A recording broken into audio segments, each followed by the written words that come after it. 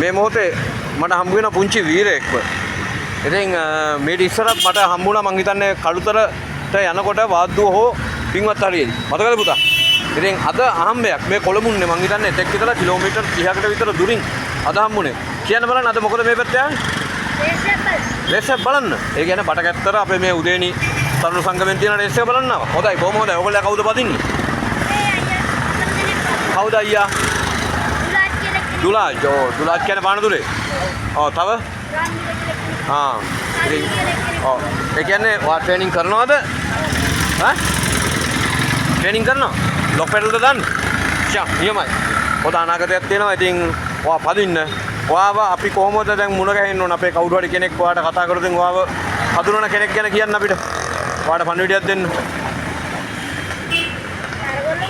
අරගොල්ලම තමයි නේද පානදුරේ දුලාජ් කිව්වම නැත්තම් පානදුරේ හන්දියෙන් එහෙම ඔයාව හොයන්න වෙන්නේ මටම තමයි මම දන්නව තැන. හරි එතකොට ඔයත් එක්ක තමයි තව මේ මිතුරෙක් ඇවිල්ලා ඉන්නවා. ඔව්ටත් ස්තුතියි මේ පොඩි එකත් එක්ක ආවට. ඉතින් හොදලා වදිනවා අපි දැකලා තිනවා.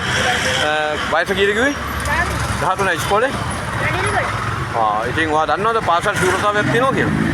ඔයා හොදට ට්‍රේනින් කරොත් ඔයාට මේ අවුරුද්දේ පාසල් ශූරය වෙන්න පුළුවන්. එහෙනම් පුතේ සුබ වෙතුන් නම කියන්න තාපල? යසිරු. යසිරු. හරි එහෙනම් යසිරු පුතා ඔයාට සුබ අනාගතයක්. හරි ස්තුතියි.